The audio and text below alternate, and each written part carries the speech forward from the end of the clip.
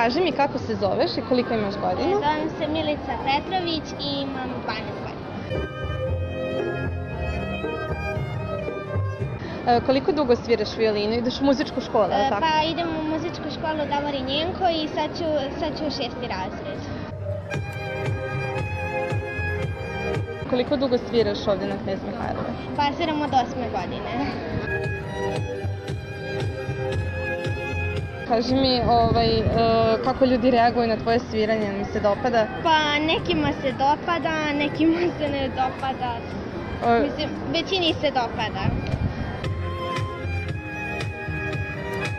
Ovi što im se ne dopada, jesi imala problema sa njima nekim? Pa nekad su mi polivali vodom i gađali novinama ali obično je to jako rijetko da se desi. To je sve.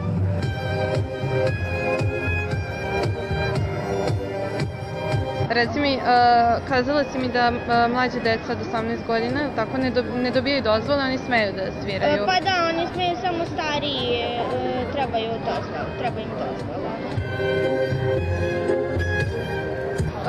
Dobro. Kaži mi šta najviše voliš da sviraš, kakvu muziku? Pa najviše volim Montevideo, iz filma Montevideo da sviram. Divno.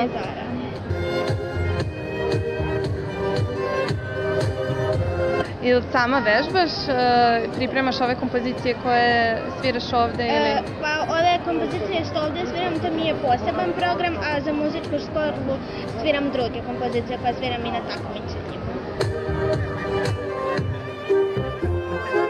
Jesi bila ovako na nekim muzičkim takmičenjima za violinu? Pa bila sam na 23 muzička takmičenja, od koje je jedno u Parizu. Divno, imaš li nagrade? Pa sad su prve, samo u Parizu druga.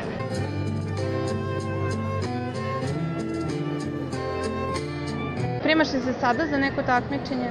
Pa mislim sada je trenutno raspust, pa još nije sezona takmičenja, ali kad bude krenula sezona onda će se spremati. Ići ćeš i verovatno u srednju muzičku? Pa hoću,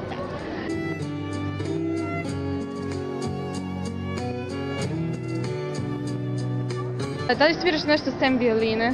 Pa svirala sam klavir, ali sam prestala. Mislim i dalje ga sviram, ali ga ne vežbam baš puno. Voliš li da pevaš? Pa volim. Super.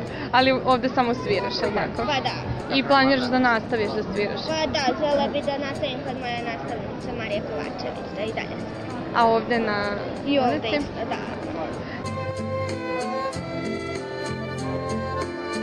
Hoćeš nekom da se zahvališ, nekoga da pozdraviš? Pa želim da pozdravim moju profesorku Mariju Kovačević koja me sprema za sva takmičenja i koja mi je velika podrška i koja mi je kao druga majka. Hvala ti puno, divno. Predivna si.